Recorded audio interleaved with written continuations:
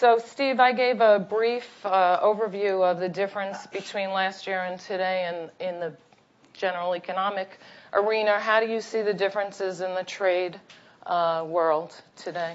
Well, we'll certainly see, we're relatively optimistic. We are seeing an increase in both imports and exports across the bank. We're still seeing significant growth in emerging markets, particularly in countries like Cambodia and Vietnam.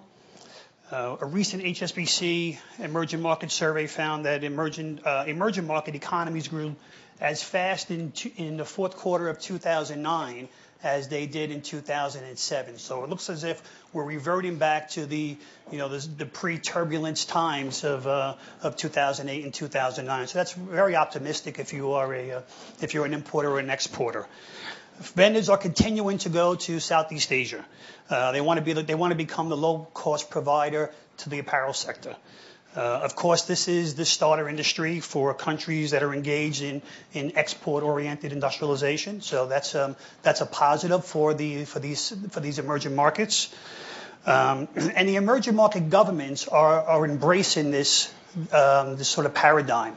What they're doing now is they're beginning to make the investments to facilitate the trade, to allow bigger vessels to come into the ports. They're dredging the ports so that you can have Panamax-sized vessels come in and deliver the raw materials and then load up the apparels to get shipped out across the globe.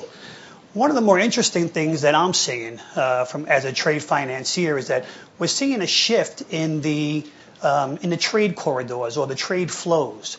Traditionally, you always saw what we saw was east to west flows, Asia to Europe, Asia to the United States. What we're seeing now is more intra-Asian flows. So we're starting to see the emerging market economies trade with one another.